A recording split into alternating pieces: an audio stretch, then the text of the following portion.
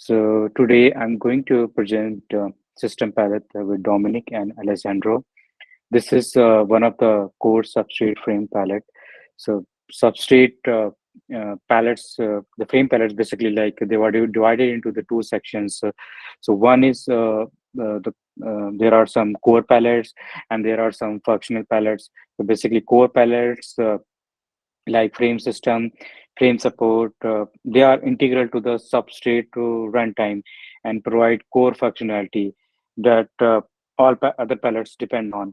On the other hand, functional palettes provide features you might find generally useful as components of your blockchain.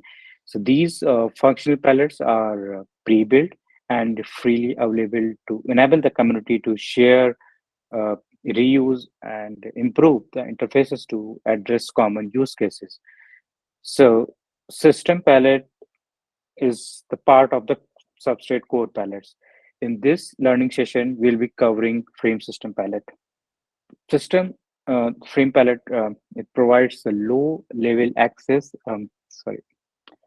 It's low level access to the core types and cross-cutting utilities. It also provides the core functions to the blockchain. It defines the core data types used in the substrate runtime, such as runtime origin, block number, account ID, hash, header, version, etc. In addition, it manages the storage items for extrinsic data, indexes, event records, digest items, among other things. There are other things that support the execution of the current block. So mostly like all other palette depend on the system palette because it acts as the base layer for the for other palette to interact with the substrate framework component. When we write any palette from scratch, it depends on a lot of traits and types that help it to function properly. Most of these are housed in the core frame palettes, including system palette, support palette, executive palette, etc. So system palette basically it provides you with a lot of modules, traits, and types that will prove very useful when writing your palettes. For example, like if you want to access your blockchain storage, or maybe like if you want to verify the origin of an extrinsic, so you can use these features with the system palette. This frame system palette also verifies the origin of every extrinsic to determine from where the call is coming from. There are like different issue origin functions for different scenarios. We'll explain in the code walkthrough. We can also perform the runtime upgrade. So basically, as most of you you are aware with the runtime upgrade, when we do the runtime upgrade, we call the system palette dispatchable function set code. This function like validates whether it is possible or not possible to update a code. We can also verify uh, what is our last runtime upgrade version through this storage constant last runtime upgrade. It manages the storage items for extrinsic data, indexes, event records.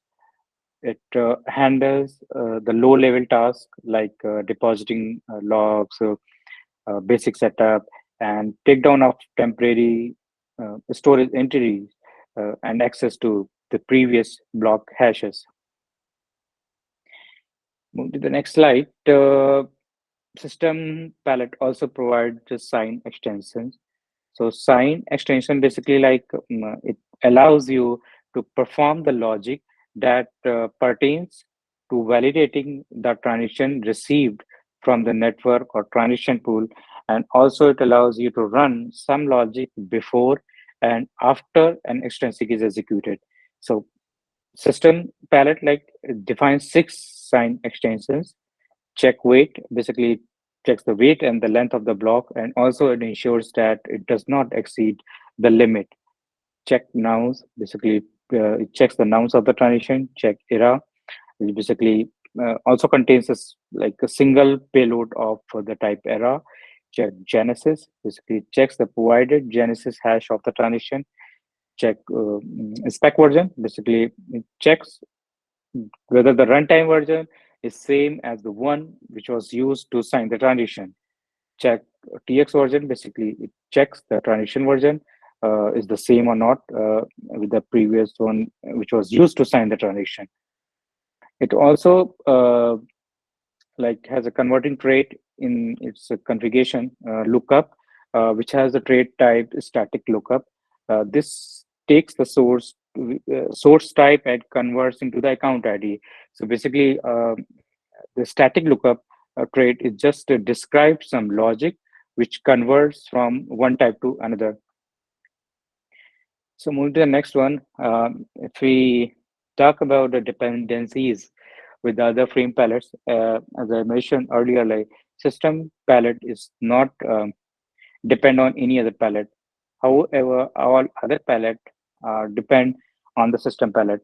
So basically, it just acts as a base layer to interact with the substrate framework components. So this is how it is defined in the substrate runtime or like any other runtime. This is how like the frame system config is bound to other pallets config. This is basically like required as when you write your custom palette or like any other palette, you have to like bound use this the frame system config like this. This is required as it gives you access to most of the generics you will need when creating your palette. So generics, by generics, I mean like the account ID, header, block number, etc. So basically, because those are all defined in the frame system config trait, without having to redefine them in the palette config trait. So that's all from my side. Now I'm handing over to Dominic for the demo. Okay, yes, so for the demo, I will just say that I'm using, I think for most of the other demos, the substrate node template. I did here the link for if anyone wants to check the Polkadot JS apps to like it's connected to the local node. Also, I added the link, and for the examples, which are basically three, quite simple, you can find some related tutorials in the also in the substrate docs, and I added the also a link here. So I will do three examples: set code, set code without checks, and the remark. And set code is related to runtime upgrades, either with checks or without checks, and we will see that in more detail now. So as I said, I'll use the node template. I already built one before the demo, and I have here opened the oops, sorry, the Polkadot JS hubs, and it will connect a bit with my running node. Before this demo, also I built two other WASMs that we'll see in a bit for the runtime upgrade. So yeah, I connect to the development. Let's do this. And 1 second.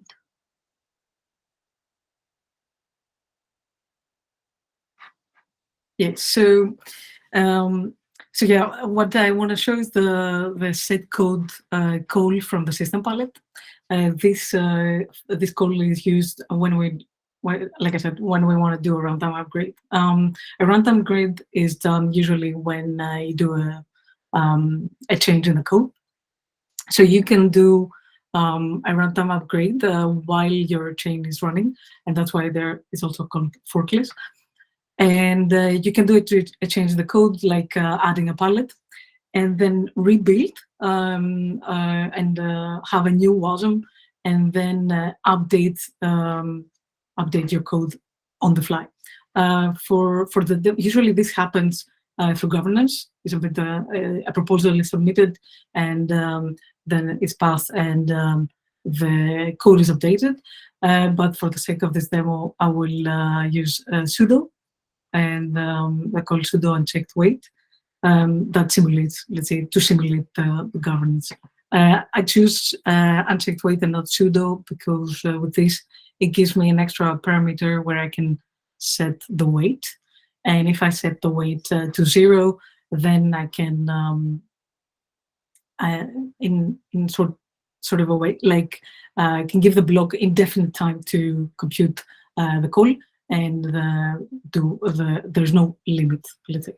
So so yeah, I choose sudo, and then from the system palette, we set the set code call, and here I have to upload the WASM that I already have before this demo. So I have it here. So this WASM is produced when I did. So I changed the code. Maybe it's worth showing. I changed the code by adding a pallet. So I went, in my code, I added a pallet, the configuration for basically, I did the same as in the tutorial in case someone wants to do it. And yeah, I did the types and then I rebuilt and the implementation, etc. But you can find more details in the docs. When I rebuild, this WASM is produced, and I can just drag and drop it, and then I can submit this extrinsic. Just to show also, I made it a little bit big, but maybe you can do it. I can show all the screen. Yeah, so this runtime version is 100, well, the spec version, and if I submit, this extrinsic, sign submit,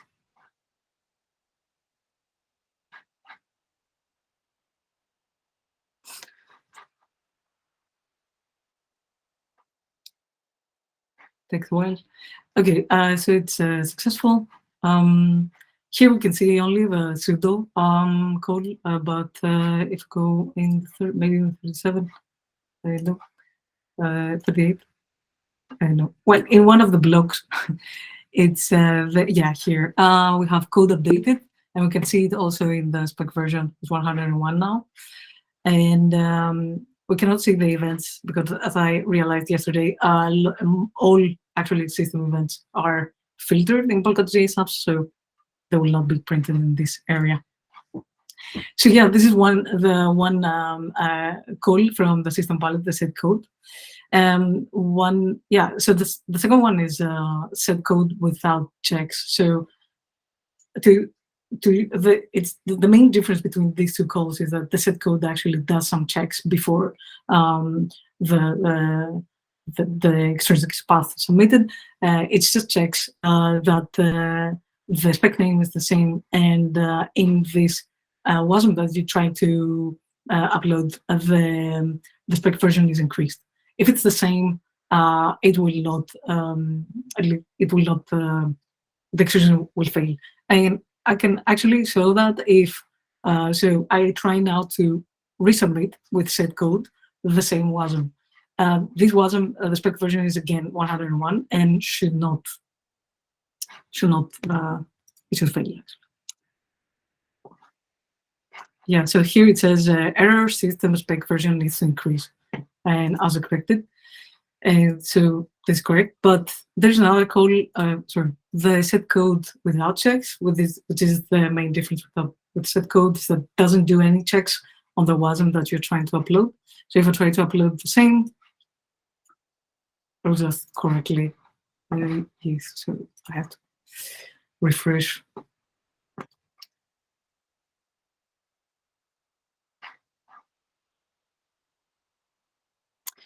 Yeah, so let's do sudo again, sudo uncheck weight, and I use now to do a runtime upgrade without checking what I changed in my code, because well, the spec version, it was in the changes in the code, one change was to update the spec version. So let's try, without checks, let's try to submit this one. Sign and submit. Yeah, so it's successful. The thing is that nothing happens because the spec version is still 101. It's the same code, so there's no impact on the on the code and how the chain runs. So yeah, that was the two code from set code and the code without checks. The other one, which is super simple, is the remark. But since I have a very big project, it's called Remark actually, uses it. I thought it would be it's quite fun. I thought it would worth mentioning here. So Remark is a code that you can just put any arbitrary bytes on the network. It doesn't, and it's not saved on chain, but it's saved as it's a valid extrinsic from which then you can store and parse this data off chain. So what I mean, with this super simple example. So I can put whatever, I can put my name, I can put anything here. For this demo, I will put this URL. Sorry. Here, and I will just put here.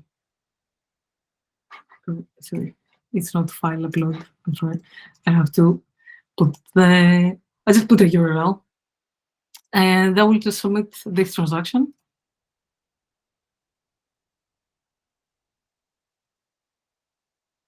Okay, so it's correctly, it's successful, and then I can see this maybe here.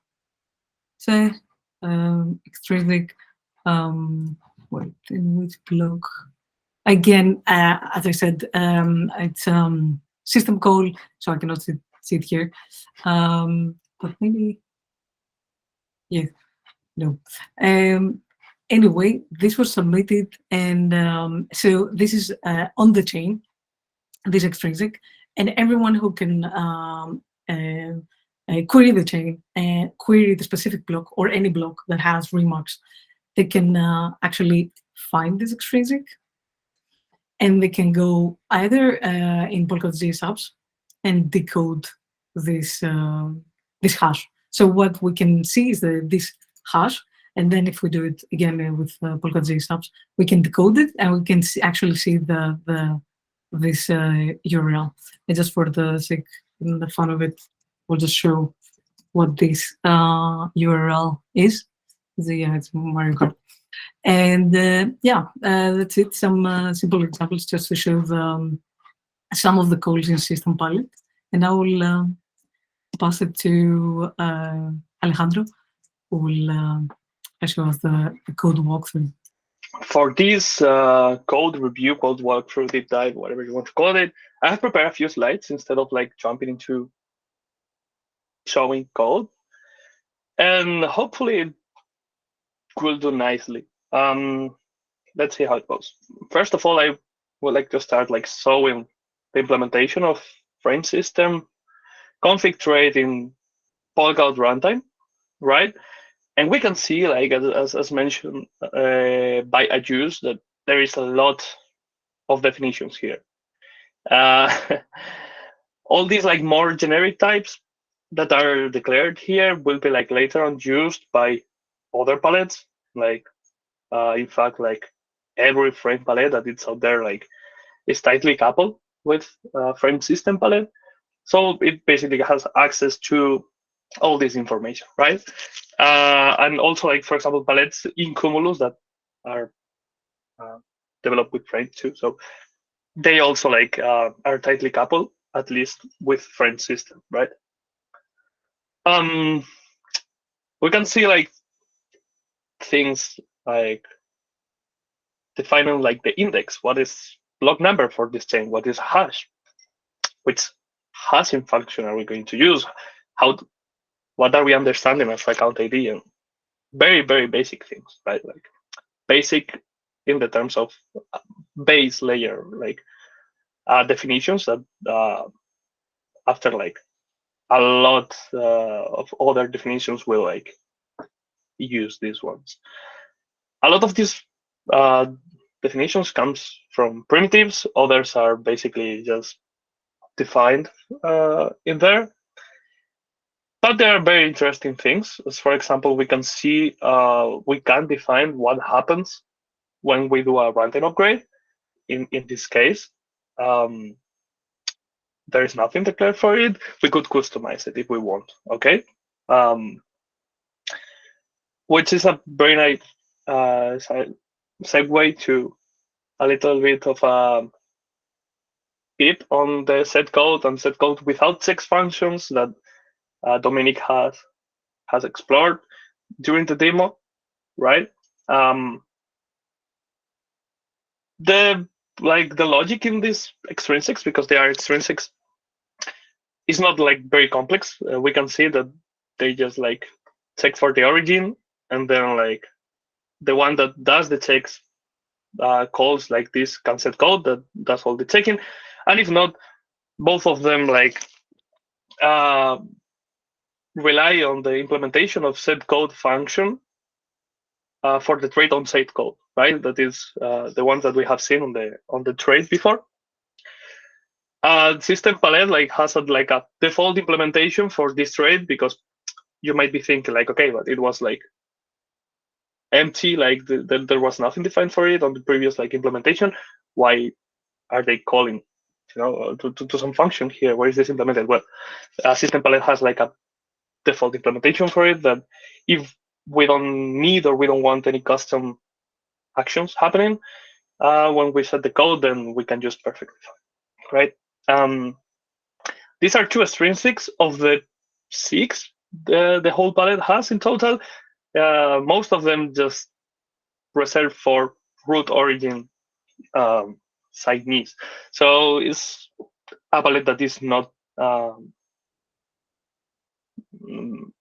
made for being used by users directly, most of it. Remarks are the two extrinsics that could be used by anyone, basically, whatever the origin is. Just somebody signing it, right? Then following the set code and constant code functions, we can see that's the trait in there, up in here on the left corner, right? That ask us to implement like this function set code, which for System Palette, this default implementation is calling update content in storage. We can see its implementation here. What it does is like takes the code that we are sending to the runtime, right? This new like wasn't block, and it says, okay, please ask to update the code storage with the new one, and then like it deposits an event saying that basically the code has been updated, right? Both of these functions convert into this update code in storage at the end. One does like some previous checking that, as we could see on the demo, is basically, okay, is the version going up? Is the spec name the same? Very like simple, but safe enough with checks. Maybe it was worth it for have a screen grab here. I didn't include it, but what the code like runs here eventually, right? Then this palette does some management for accounts and reference for these accounts. This will be like the struct where all the information will be like managed, and we can see that per every account, per each account, we have like announce for it. We have consumers, providers, and sufficients. This will be like the 3 references. And then we have data, right? Account data that in case we are using system, that both in Kusama and Polkadot relay chains, they use system as the account store, like the place to store information about the balance for an account. Account data struct is what is stored in there. They want to focus on the 3 references, right? We have consumer, providers, and sufficients. Consumers will be like the number of other modules that are dependent on the information that we are storing about this account here, and are dependent on the existence of that information to do things with that account, right? On the opposite, providers are the modules that are providing state for an account. that make that make it exist. And then sufficient is a little bit like providers.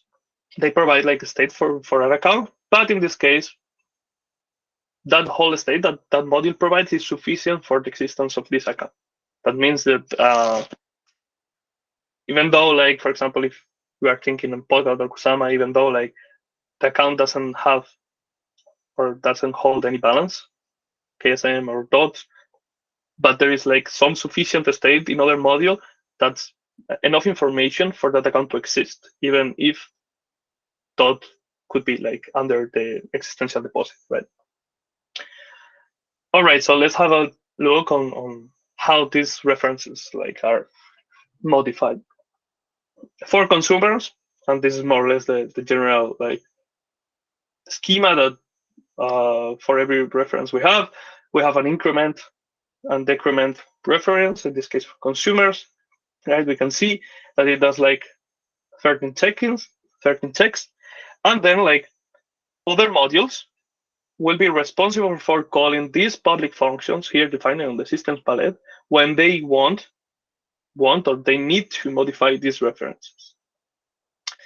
For consumers, for example, when staking palette creates a consumer reference, increments the consumer for an account every time like you bond, every time like when you are bonding some balance for that like stash account, one consumer will be added like to that counter, right? So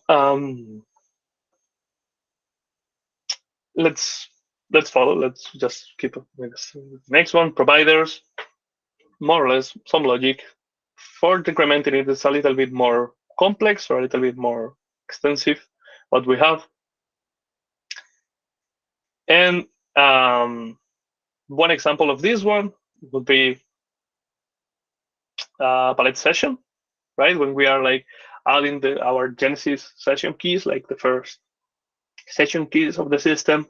Well, these session keys get this provider's reference bumped up by one, which is an interesting case because it's kind of leaking one reference as this Genesis session keys doesn't need to have really any state when you're configuring the session palette, but you need to have these sessions to start the system. So that's a cool scenario. That's a cool case, right? And then like, but the one that is left, sufficient, we can see the exact choosing functions, increment sufficients, decrement sufficients. And in this case, one palette that will use these functions will be the asset palette. Every time we are managing a sufficient asset, and for example, we are sending like some sufficient assets to another account, maybe this account like didn't had any other balance before, but now as it's having like on assets palette accounting like some state that is this balance for this asset that is sufficient, will have enough information so it can exist even though there is, for example, no dot accounting for that account. Cool. Then this palette also has like the definition of 13 origin checks, as it is like the very base layer of a lot of other palettes. Then what we have here is like, okay, like all the definitions of ensuring if the origin that we are receiving for a dispatchable is root, is signed, is there like anyone signing this dispatchable, and we can do like more fancy stuff, like for example, insert with success or insert root with success that is defined here. Okay, like we want it to be like that the signee is root, and then like that it has returned a success values, things like that. Or we can directly check if it's signed by a certain account that we know beforehand, right? We can check this. This is very like widely used across like dispatchable like calls that can be made to pallets. So good to know that is defined here. And then like also has like very cool things, like for example, related logic for block execution. Here on the screen we can see like initialize and finalize. This refers to blocks execution. A finalize function sadly is like really big and doesn't fit in screen, so we have like just a few lines in there. But initialize, like that's the complete function for it. So these functions will be called by the Pallet executive. This is not something, the flow of execution. The entry point is not the system pallet, but it's the execution pallet, and the execution pallet like acts as an orchestrator for the whole process. And he will and this execution pallet will call these functions into that are defined into system, right? Why? Well, there is a lot of state that is maintained by the system pallet. That is basically all that we have on screen. The digest for a block, like the parent has, the block has, the number, all the events, even for each block, like all of that is kept and maintained in the state of the system pallet. So the executive pallet will call these functions to modify this state, basically, when he's executing the block. So obviously, like initialize, finalize, one will be called like at the very beginning of the execution of the block, the other one at the very end. It does also like all the accounting for the weights of the blocks. System pallet does it. So there's like a lot of entries in its state related to that. Very cool functions. I will recommend like checking them a little bit because, well, sadly they didn't like fit here on the screen, and going line by line, it made like the presentation a little bit heavy, but very cool part of the palette. Following with block execution related stuff, then we have like more or less in the same way we have like functions for that executive will call before and when it has executed the whole block. We have those for the extrinsics themselves, right, that are inside that block.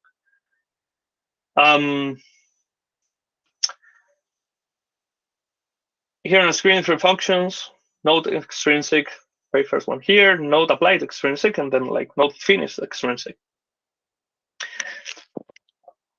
The execution of the extrinsics themselves is made in the executive palette. He's responsible of making that happen.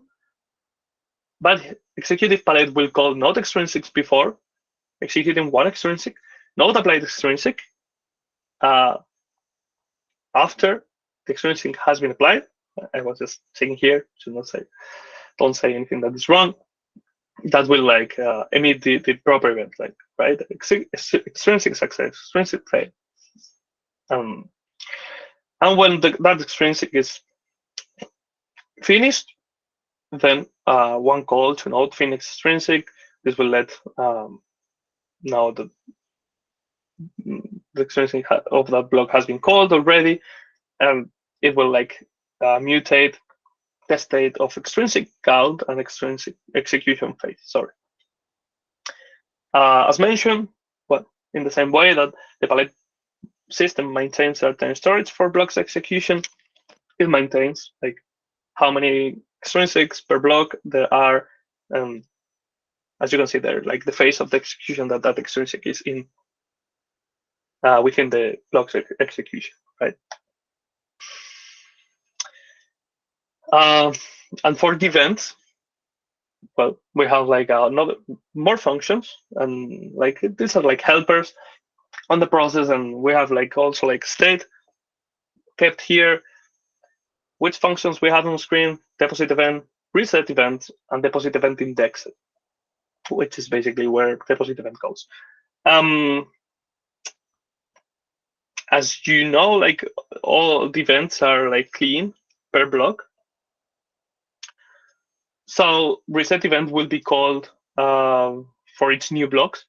all the events of the previous one will be clear, and we can see that event topics, it's cleaned.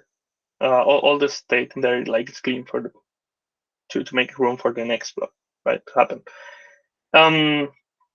Then when system is asked to deposit an event, it will call deposit event indexed that will append the storage event topics. That is the one that we are clearing here on the left, right?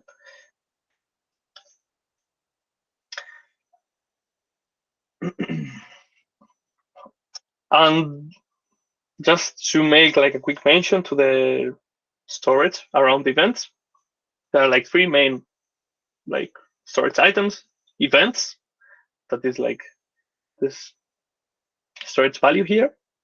Then we have event topics, this map, and event count. Why I include these three, right? And I haven't mentioned like anything about like any other like storage item during the whole presentation. Well, there is something very cool about events and event topics, that these two is noted here just on top of the storage items are unbounded. So what does this mean? That this storage, like this could be like a very big value, right? And when we want to read it, and I think there is a mention here in the comments, yeah, it could be like a very like memory heavy operation to read all of this at once, because it could be like so big, right? And that's why we have event count to know how many events we have for that block, and we have event topics, that it's a very interesting item, because it keeps like a map for each topic, because an event can be emitted for different topics, 0 maybe or more, and then like the block number and the event index. What's the purpose of this item? Well, based on my research, what I have found is that this storage item was included to make the life easier for live clients, right? So live clients can subscribe to certain topics that they are interested in getting notifications when there are changes, right? So a live client will subscribe for a certain topic that is represented with a hash here in the map. I don't know if you have heard that, but that was my dog snoring. And then like we have like the block number and the event index. That event index is the position of the event in the events item here. So they can directly go and fetch the relevant event instead of pulling the whole events item that is very heavy in terms of memory, and that can be suboptimal, right? Maybe you are asking yourselves, okay, why then? What does like block number does in here? When that block number was added later on, after like this whole event topics was created, because the situation can happen where we have like a topic and we have an event for a block, and then in the block n+1, that same topic with that same event, that same event for that same topic is deposited again. And basically the information is the same, so there is not a change, so the live client will not receive a notification, right? And that's what block number, it's basically making sure that there's a change at least in every block, so everyone gets the update for it. I have focused a lot on the content of the library, of the main lib.rs file for the system palette. In the folder of system palette, we have like the definition of extensions, sign extensions. I just mentioned them. And then we have also like something that I think is very cool, that I will like definitely suggest to have a look on. That is a file that is called limits, that defined and manage the limits, the wait limits for the block's execution and extrinsic execution. And it's very well documented. So I will 100% like recommend like going in there and checking that, because it's very cool.